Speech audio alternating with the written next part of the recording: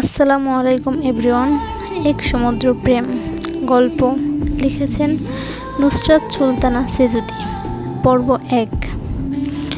ভালোবাসি শব্দটা উচ্চারণের সঙ্গে সঙ্গে পিহুর বাম গালে শক্তপোক্ত এক চর বসালেন ধূসর।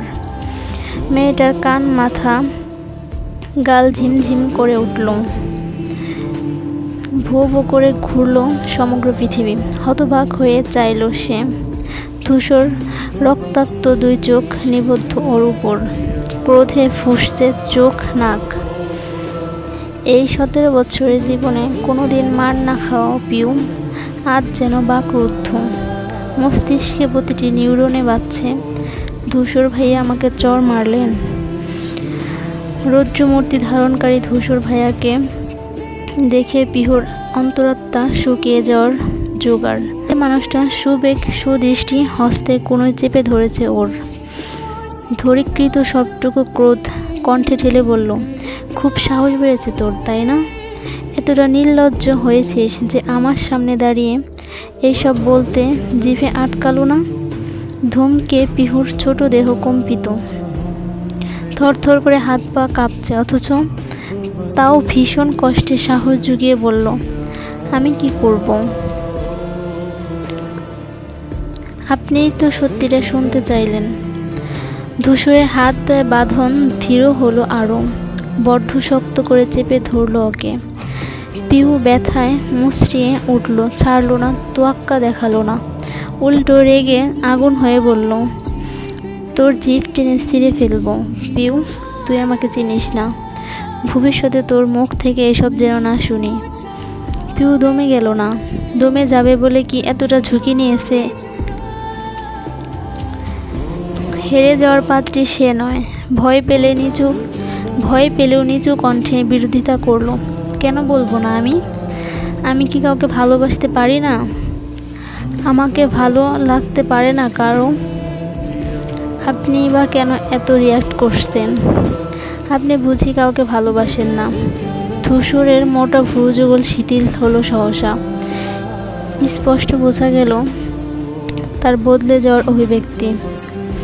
কিছুক্ষণ অমন হয়ে চেয়ে রইল সে।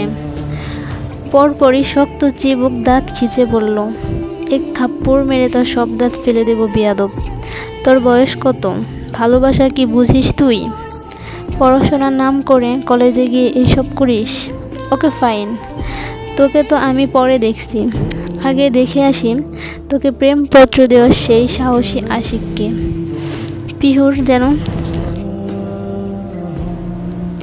পিহু চোয়াল ঝুলে পড়ল অমনি। ধূসর ওর হাতখানা ছাড়লো না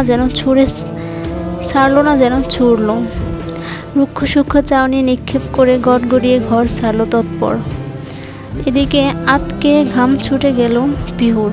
ধূসর ভাইয়া মারাত্মক লোক, মারপিটে PhD প্রাপ্ত। ওনাকে বিশ্বাস নেই। রাগের মাথায় কিনা কি করবেন? সে তড়িঘড়ি করে ফোন তুলল হাতে। কল লিস্টে খুঁজতে গিয়ে ওর হাত প্রতিটি আঙ্গুল কাঁপছে। ছটপট ডায়াল করলো রবিনের নাম্বারে। ছেলেটি ফোন ধরছে না। ছেলেটি ধরলো না। কোথাও মরে গেছে নাকি? ঝটপট ডায়াল করলো রবিনের নাম্বারে। ছেলেটি ধরলো না। কোথাও মরে গেছে নাকি কে জানে। এই মুহূর্তে ফোন না ধরলে ধূসর ভাইয়া সত্যি ওকে কবর দিয়ে দেবেন। টানা কয়েকবার রিং হওয়ার পর রিসিভ হলো ফোন। ওপাশ থেকে রবিন অবিশ্বাস্য কণ্ঠে বলল, পিউ, তুমি আমায় ফোন করেছো? পিউর যতটা না ভয় লাগছিল এর থেকেও অধিক মেজাজ খারাপ হচ্ছিল রবিনের মুখে তুমি শুনে। এতটা দিন তুই বলে সম্বোধন করতো ছেলেটা। বেশ কিছুদিন ধরেই চলছে এই তুমিময় নাটক।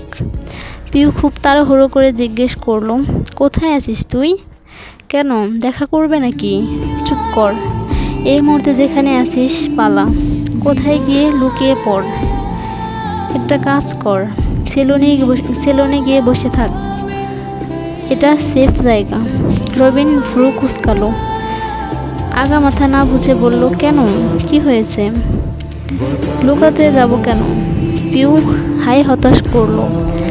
না লুকালে তোর কপালে ভীষণ দুঃখ আছে রবিন। ধূসর ভাই তোকে তেড়ে যা ধূসর ভাই তেড়ে যাচ্ছে তোর কাছ থেকে।